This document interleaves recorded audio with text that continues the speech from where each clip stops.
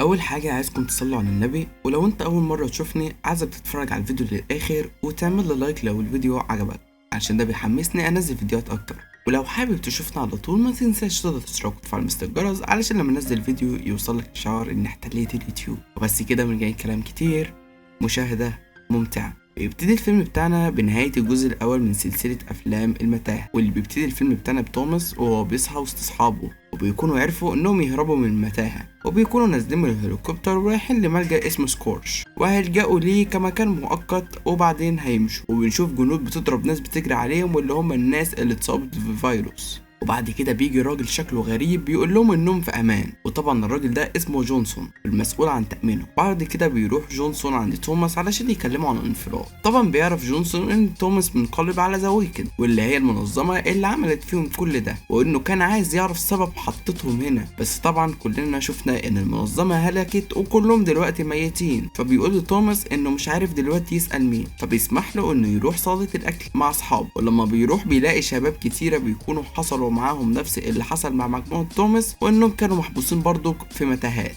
وبيعرف ان في واحد اسمه اريس كانت مجموعته كلها بنات، بس يعني شخص انطوائي وطبعا اتنقص وبعدين قالوا على هنا. فبيجي جونسون وبيقول لهم ان اللي اسمه بيتنده هو اللي بيروح معاهم علشان يروحوا يستقروا في مكان هادئ وجميل اسمه الجنينة او المزرعة، وبيندهوا على شوية اشخاص وبعد كده بيفصلوهم عن البقية. وبيجي ميعاد النوم وبيتقفل عليهم باب حديد وبيكون ممنوع الخروج لاي حد، والكل بينام ما عدا توماس اللي بيكون خايف على تريسي، خصوصا انه مشافهاش من ساعة ما انفصل. فبيسمع صوت جاي من تحت السرير واللي بيبقى اريس وهو جاي من فتحة التهوية، وبيقول لهم انه عايز يوريه حاجة. وبيروح وراه علشان يشوف الدكتورة اللي كانت مسؤولة عن حالة تريسي، وهي بتدخل الاتنين بيكونوا متغطيين. وبيقول له اريس ان اللي بيخش جوه الاوضه دي ما بيخرجش، والفتحه اللي هم طبعا فيها ما بتروحش لجوه، وانهم اخرهم الحد ده. وبيقول له كمان انه شاكك في موضوع الجنينه وان مفيش حاجه اسمها كده، بل بيحاولوا يوهموهم بالمكان علشان يقعدوا ساكتين. فبيجي تاني يوم وبيقول توماس على كل اللي شافه لاصحابه، وبيقول لهم انه عايز يعرف سر المكان الغريب ده. فبيعمل توماس نوش عند الباب عشان يعرف يسرق المفاتيح من بتوع الامن. طبعا بيقول لاصحابه انهم يغطوا على غيابه لحد ما يروح يتاكد ويرجع، طبعا هو واريس. وبينجح هو واريس انهم يدخلوا من البوابه علشان يلاقوا مخلوقات ويكد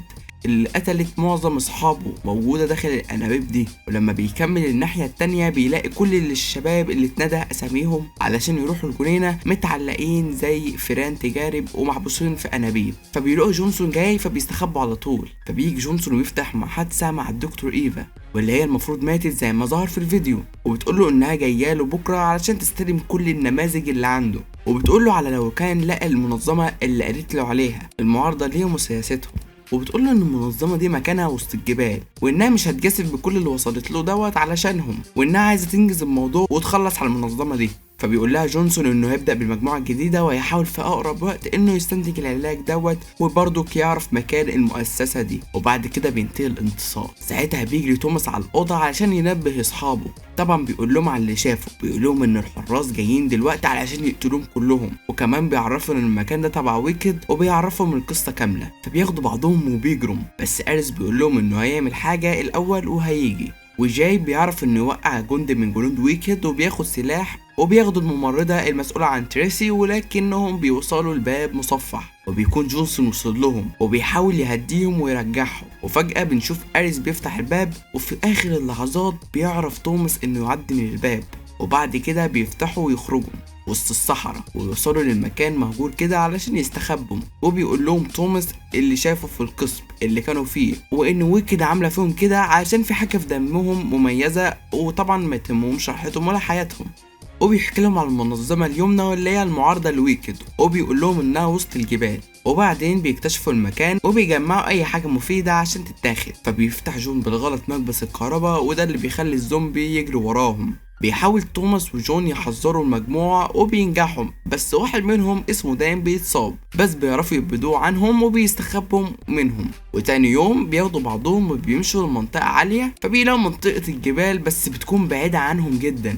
فبيقع دان من طوله، فبيضطروا المجموعة انها تجره معاه. وفي اخر اللحظات دان بيقول لهم انه مش هيقدر انه يكمل، فبيروح نوت وبيديله المسدس عشان يقتل نفسه، لان دان ما كانش عايز يتحول واحد من الزومبيز دول. وبيفضلوا ماشيين كتير جدا في الصحراء وما بيلاقوش مكان يناموا، فبيناموا على الارض لحد ما بيصحى توماس عشان يلاقي نور قدامه، فبيعرف المجموعة انهم قربوا منهم، فبيبصوا الناحية التانية علشان يشوفوا عاصفة قوية جدا جاية عليهم، فبيجروا كلهم ناحية المكان ده وبيعرفوا انهم يخشوه. فبتيجي بنت كده وبتخليهم يمشوا وراها، وبيكون في زومبيز كتير مربوطين في المكان، وبتقول لهم ان جورج عايز يكلمهم وانه معجب باللي هم عملوه وحكاية هروبهم من ويكد. فبيروحوا جورج وبيقول لهم هم رايحين فين، فبيقول لهم توماس انهم رايحين لمنطقه وسط الجبل اسمها المؤسسه اليمنى. فبيقول لهم جورج انهم بيدوروا على شبح ومفيش حاجه اسمها كده. ولما بنته بتعمل لهم كشف بتيجي عند توماس وبتلاقي عليه ختم ذا ويكد عشان توماس كان شغال معاهم، فبيؤمر جورج انهم يحبسهم كلهم علشان يعتبر توماس غالي قوي عن ذا ويكد وممكن يبيعه ياخد ثمنه. فبيعلمهم كلهم لحد ما بتيجي جنود ذا ويكد وبتقتحم المكان وبيقتل جونسون، وبيقول لهم انه عايز المجموعه بدون مشاكل علشان ما يخشوا يقتلهم كلهم. فبيروح واحد من اللي معاه جورج علشان يسلموا المجموعه، بس بتيجي براند وبتقتله وكلهم بيهربوا ما عدا براند وتوماس، وعشان راح يجيبها فاتحشروا في المكان. وبيحاول جورج ينهي مهمته قبل ما الاغنيه بتاعته تخلص، والاغنيه بتخلص فعلا وبيقوم المكان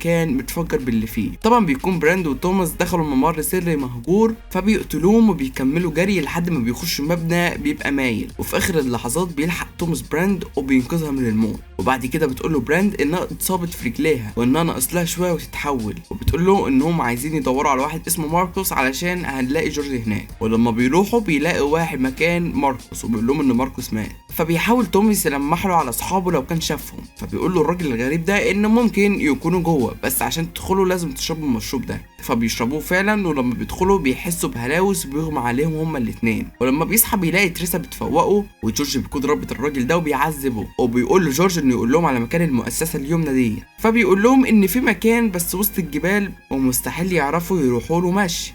فبيقوم جورج ضربه واخد العربيه بتاعته، ولما بيوصلوا بيلاقوا ان الانفاق مسدوده وهيضطروا يكملوا مشي. فلسه بياخدوا خطوه بيلاقوا ضرب نار عليهم، فبيحس جورج ان الراجل اللي تبع ماركوس ده وداهم لمكان غلط. فبيفتح الشنطه علشان يجيب قنبله، فبيلاقي بنتين ماسكين اسلحه وبيقبضوا عليهم. واذ فجاه البنتين دول يطلعوا عارفين اريس علشان كانوا معاه في المتاهه، وبيكونوا هربوا بعد ما خدوهم ويكد. وطبعا لما بيروحوا بيقابلوا القائد بتاع المكان، بس براند بتقع من طولها عشان مصابه، وبيداروا على براند. بس بتيجي دكتوره بتقول لهم انها عارفه توماس علشان كان شغال في ويكد، وكان قايل لها في اول يوم اشتغل انه مش قادر يشوف الناس وهي عماله تموت، وان هو الشخص اللي كان بيدوم احداثيات المكان وموقعهم، عشان كده ارسلوه للمتاهه واخباره اتقطعت تماما عنهم، وبتاخده معاها وكمان براند.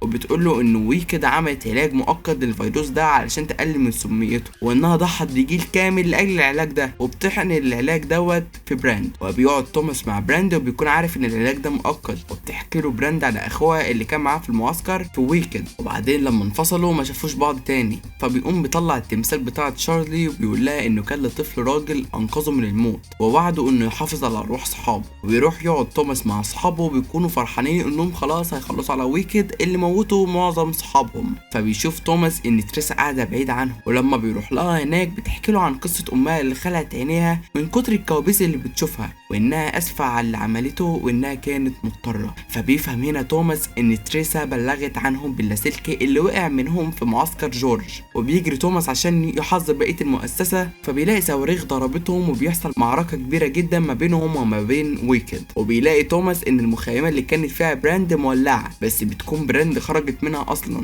وفينس مش بيعرف يقاوم لوحده المنظمه، واصحاب توماس كلهم بيترمى عليهم قنبله كهربائيه وبتقبض عليهم. فبيقول له جورج انه يهرب معاهم علشان صاحبه خلاص، بس بيرفض توماس وبياخد معاه قنبله. وبيستنوا الدكتور ايفا لما تنزل من طائرتها، وبتقول لجونسون انه ياخد المجموعه تاني ويودوهم لمكانهم اللي هيتعمل عليهم التجارب. فبتيجي الدكتوره وبتقول لها انك بقيتي سفاحه مش دكتوره. فبيقوم جونسون ضارب نار عليها، فبيقوم توماس مطلع القنبله وبيهددهم كلهم انهم لو ما سابوش صحابه هيفجرهم كلهم.